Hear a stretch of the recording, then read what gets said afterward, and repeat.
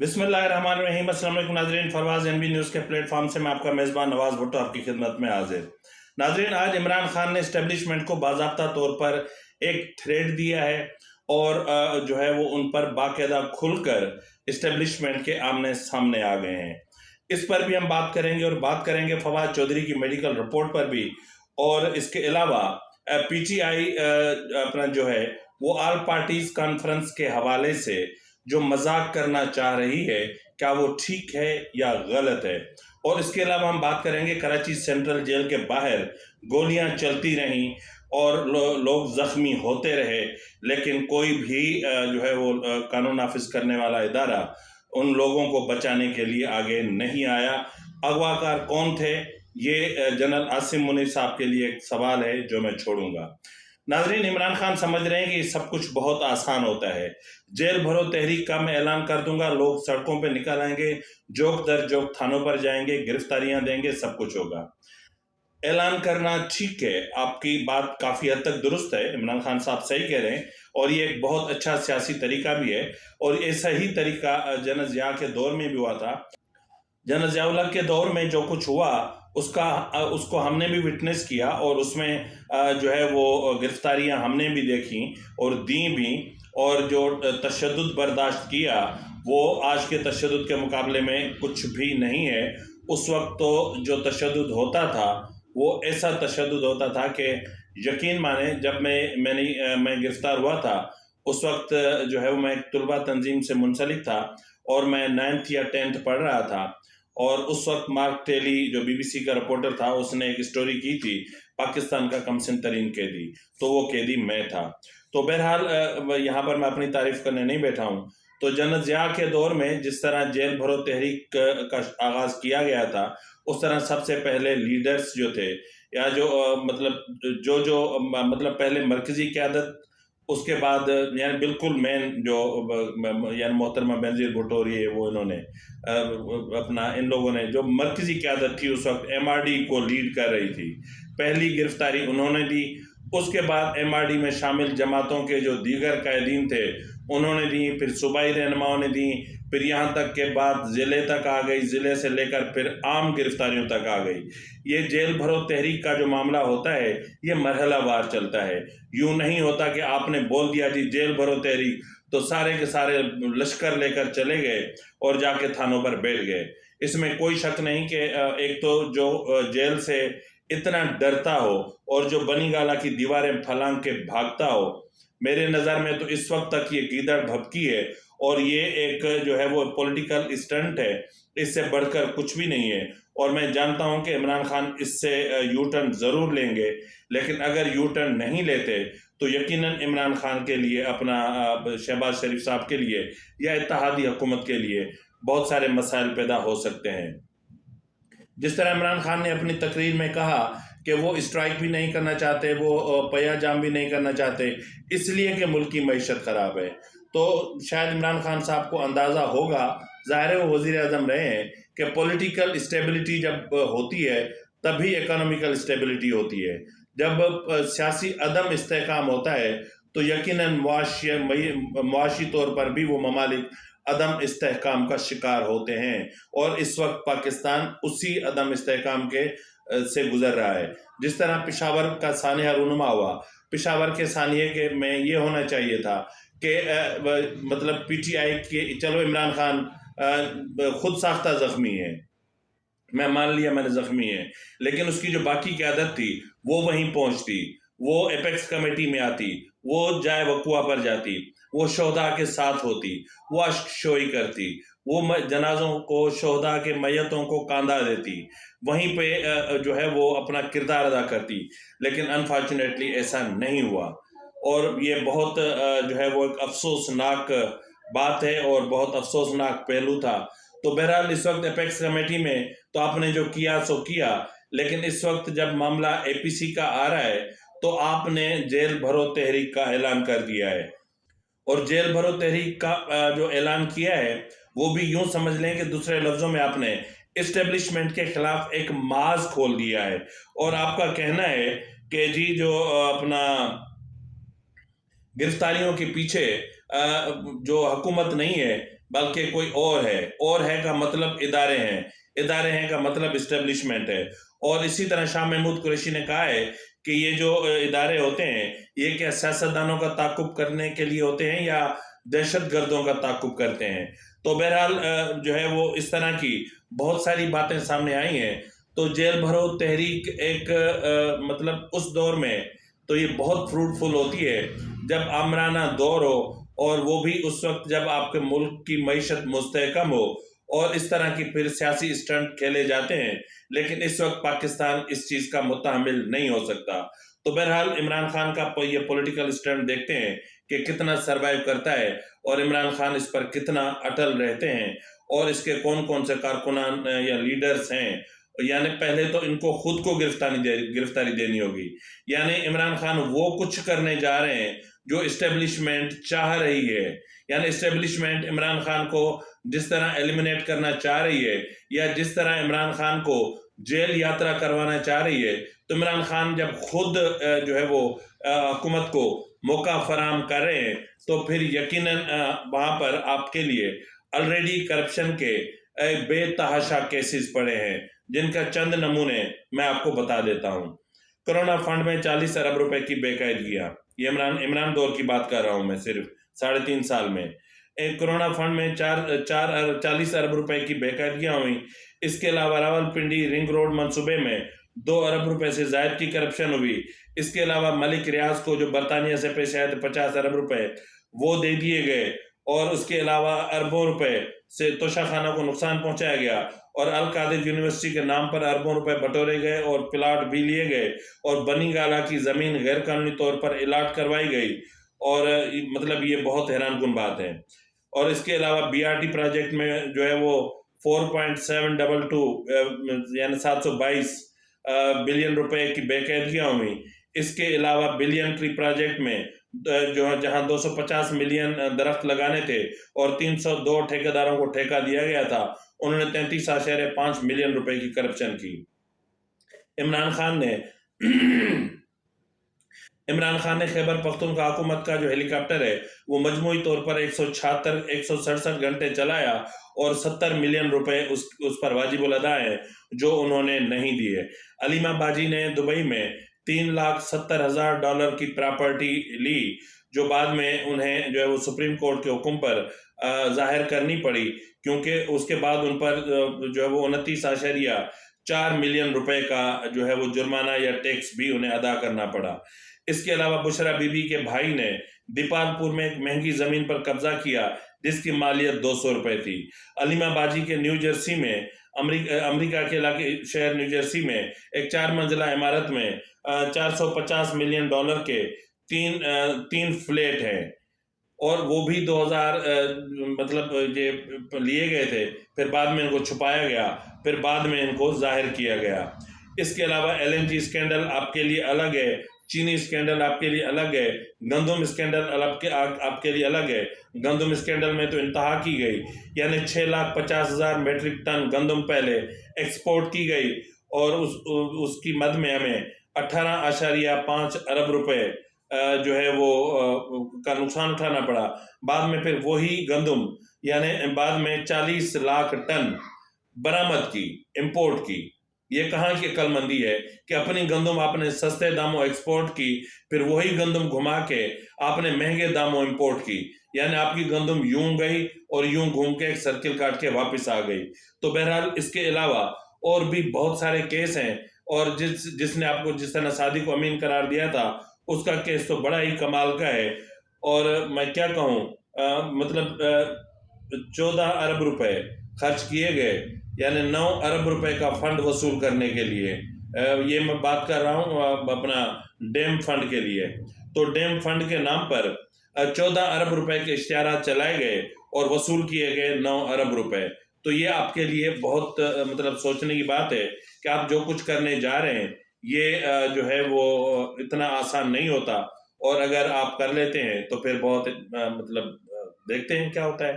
اس کے علاوہ ناظرین، پی ٹی آئی جو ہے وہ ایک بہت بڑا مذاق کرنے جا رہی ہے اے پی سی کے ساتھ، اور 2 دنوں سے جو ہے وہ ان کی جو کور کمیٹی ہے، ان کی جو قیادت ہے وہ سر جوڑ کر بیٹھی ہوئی ہے، اور اس دوران انہوں نے جو ہے وہ مجموعی طور پر اس وقت تک جو جس رائے پر اتفاق پایا گیا ہے کہ اے پی سی میں شیخ رشید اور اعظم سواتی شرکت کریں گے، یعنی یہ وہ بات ہے کہ رنگ میں بھنگ ڈالنے والی۔ تو کہنے کی بات یہ ہے کہ مطلب آپ کو اگر اے پی سی میں نہیں جانا ہے تو نہیں جائیں، آپ تھریٹ کر رہے ہیں کہ آپ میری سگنل کا انتظار کریں۔ ایک عمران خان کے ایکچوئل ورڈز کیا ہے ذرا آپ ملاحظہ کر لیں۔ سارے ورکرز کو، پاکستانی قوم کو، آج سب کو کہتا ہوں کہ تیاری کر لیں۔ ہم نے جیل بھرو تحریک کرنی ہے۔ انہوں نے ہمارے اوپر اب اسی طرح کا تشدد کیا۔ ساری میں اپنے نوجوانوں کو، قوم کو، لوگوں کو تیار کر رہا ہوں کہ اگر یہ سمجھ رہے ہیں کہ اس طرح کا تشدد کرتے رہیں گے اور چپ کر کے بیٹھے رہیں گے تو ہم بہتر یہ ہے کہ بجائے ہم توڑ پھوڑ کریں اور سڑکوں پہ نکلیں، جو ہماری پارٹی تیار ہوئی ہے اس وقت، ہم سارے تیاری کریں جیل بھرو تحریک کی، اور ہم انشاءاللہ پاکستان کے سارے جیلوں بھر دیں گے تاکہ ان کا شوق پورا ہو جیلوں کا، کہ اگر یہ سمجھ رہے ہیں کہ ہمیں اس سے خوف زدہ کر دیں گے اور ہم کسی طرح چپ کر کے پیچھے ہٹ جائیں گے اور اجازت دے دیں گے ان چوروں کو پھر سے اپنے اوپر مسلط کرنے کے لیے، تو یہ ہم ان کا شوق پورا کر دیتے ہیں۔ اور جیسے میں آپ کو سگنل کروں گا تو سارے ہمارے لوگ نکلیں گے اور ہم اپنی جا کے گرفتاریاں دیں گے۔ ناظرین، جنرل مشرف کے دور میں عمران خان مشرف دور کا حصہ رہے اور کچھ دنوں کے لیے مشرف دور سے ہٹ کر رہے، جس کے لیے چند ایک دن ان کو گرفتاری کا سامنا کرنا پڑا۔ ان کو ایکچوئل پتہ نہیں ہے کہ گرفتاری ہوتی کیا ہے، جیل کس کو کہتے ہیں، اور جیل کس کو کہتے ہیں یہ پوچھنا ہے تو پیپلز پارٹی آصف زرداری نون لیگ کے رہنماؤں سے پوچھیں، اور اس وقت سوشل میڈیا پر وہ چل بھی رہا ہے کہ کس نے کتنے دن جیلوں میں گزارے، اور آپ کے لیے تو جوڈیشل ایکٹیویزم کا دور ابھی تک چل رہا ہے اور آپ کے لیے سہولت کاری ہو رہی ہے، یوں آپ کے بندے جاتے ہیں اور دوسرے دروازے سے باہر آ جاتے ہیں۔ تو بہرحال وہ دور آپ نے نہیں دیکھا، پھر آپ نے اس سے پہلے جنرل ضیاء کا دور بھی نہیں دیکھا، آپ نے بدترین دور دیکھا جنرل مشرف کا، اور جنرل مشرف کے بعد یعنی اس آخر میں جو جوڈیشل ایکٹیویزم کا دور آتا ہے، جس میں جو ہے وہ جسٹس افتخار چودھری سمیت یہ سارے اور بڑے بڑے وکلاء، نامور وکلاء، صحافی، کتنے صحافیوں نے جیلیں کاٹی ہیں۔ تو جیل کیا ہوتی ہے ذرا آپ ان سے پوچھیں، لیکن یہ پولیٹیکل اسٹنٹ جو ہے نا یہ اچھا نہیں ہے۔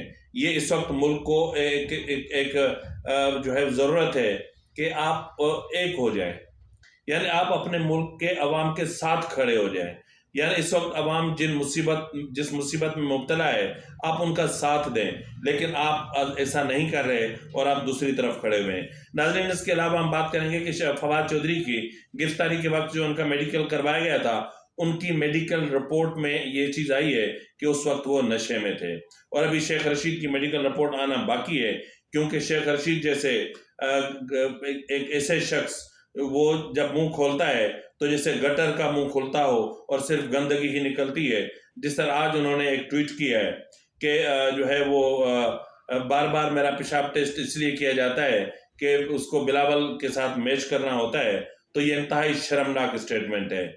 تو پولیٹیکل جو ہے سیاسی جو تدبر ہوتا ہے نا وہ ایک الگ چیز ہوتی ہے، ان کی زبان، ان کی سوچ، ان کا فکر الگ ہوتا ہے۔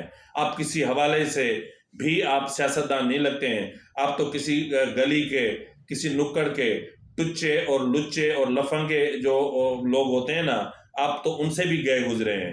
تو بہرحال آپ کو جو بھی لفظ بولنا چاہیے سوچ سمجھ کے بولنا چاہیے، اور حقیقی معنوں میں جس دن آپ میں ہاتھ ڈالا گیا، آج تو آپ کے ساتھ جو کچھ ہوا یہ ٹریلر تھا، اور اس پر آپ رو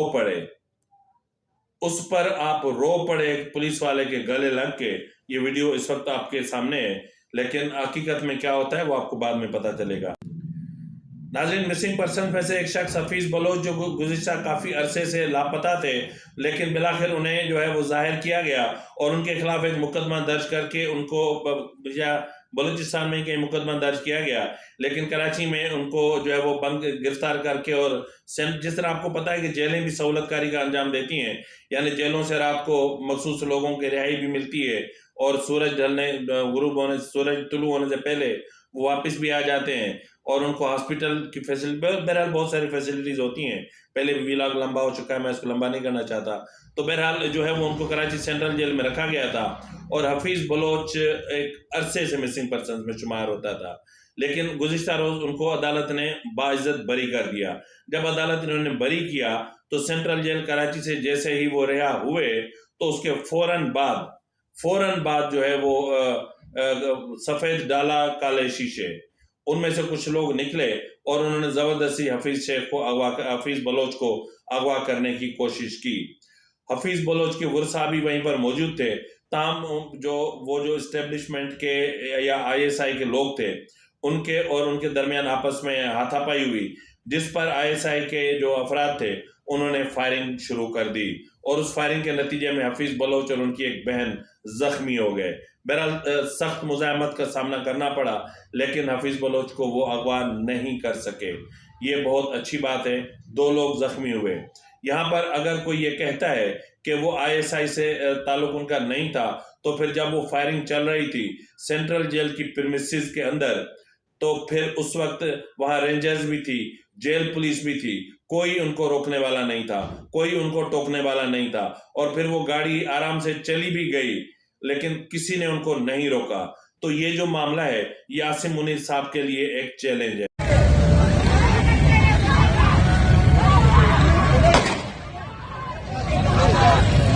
کہ سینٹرل جیل کے باہر کی پوزیشن ہے، یہ کیا کہانی چل رہی ہے یہ سمجھ میں نہیں آ رہا.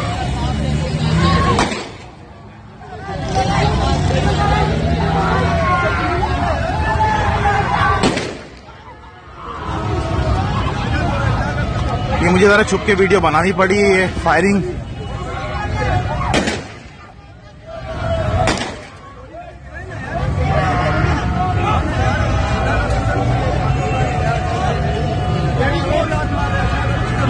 لیڈیز کو لات مار رہا ہے، لیڈیز کو لات مار رہا ہے، یہ لیڈیز کو لات مار رہا ہے.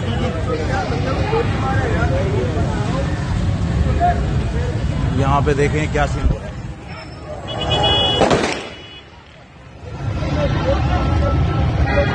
اور یہ اصل میں یہاں اور یہ فائرنگ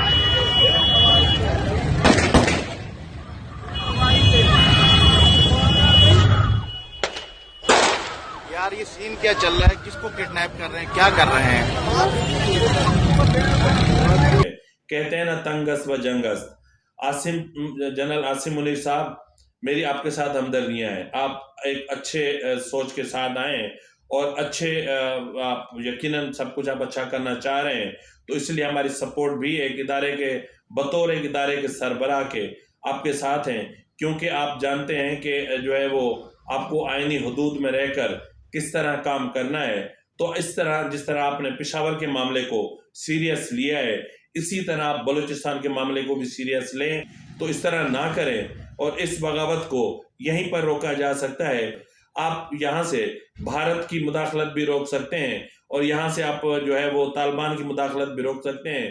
اور یعنی جو سرحد سے جو دہشت گرد اندر آ رہے ہیں یا بلوچستان کے لوگ جس طرح ان کی سہولت کاری کر رہے ہیں اس کو بھی روکا جا سکتا ہے. تو بہرحال کہنے کی بات آخر میں یہ ہے کہ شکر ہے خدا کا کہ کراچی سے سردیاں ٹل گئیں اور اس وقت ہم بڑے سکون میں ہیں. اور پہلے تو حالت ایسی ہوتی تھی کہ بستر سے نکلنے کو دل نہیں کرتا تھا اور اب تو ماشاءاللہ سے رات کو پنکھا چلا کے نہ سوئیں تو نیند نہیں آتی. تو اس وقت جو کنڈیشن ہے، اس کے علاوہ جو میں بات کرنا چاہ رہا ہوں وہ یہ ہے کہ حکومت نے بھی ایک فیصلہ کیا ہے. حکومت نے کہا ہے جی جیل بھرو تحریک بھرو، آؤ تو صحیح آپ، لیکن اب جو بھی آئے گا نا ہمیں شک ہے، یعنی حکومت کہہ رہی ہے کہ ہمیں شک ہے کہ اب جو بھی پہلے تو گرفتاری دیں گے ادارے لیڈر ہیں عمران خان، تو پہلے تو ان کا میڈیکل ٹیسٹ ہوگا، اس کے بعد جتنے بھی ان کے لیڈرز آئیں گے سب سے پہلے ان کے ٹیسٹ ہوں گے. اس کے بعد ہر تھانے پر ایک ٹیم موجود ہوگی، میڈیکل ٹیم، جو پی ٹی آئی کے کارکنوں کے ٹیسٹ کرے گی. تو خان صاحب اگر تھانوں پر میڈیکل ٹیمیں بیٹھ گئی نا اور آپ کا اور آپ کے لیڈرز کا اور آپ کے کارکنان کے میڈیکل ہونا شروع ہو گئے، اور ہونے بھی چاہیے کہ کل کلاں کو جو وہ کچھ نہ ملنے کی بنا پر کوئی تھانے پر مرمرا جائے تو پھر پولیس والوں کے گلے میں پڑے گی وہ بات، یا پھر جیل والوں کے گلے میں پڑے گی. تو اس لیے بہتری اسی میں ہے کہ آپ اپنے معاملے کا یو ٹرن لے لیں، اور آپ یو ٹرن ایکسپرٹ ہیں. کہیں ایسا نہ ہو کہ کہتے ہیں نا کہ کھل گیا آپ کی عاشقی کا بھرم، نہ ادھر کے رہے نہ ادھر کے رہے. تو ایسا نہ ہو کہ آپ کی عاشقی کا بھرم کھل جائے اور آپ کی میڈیکل رپورٹ سوشل میڈیا پر وائرل ہو جائے. تو اسی کے ساتھ ہی ناظرین اپنے میزبان نواز بھٹو کو اجازت دیجیے. اللہ حافظ.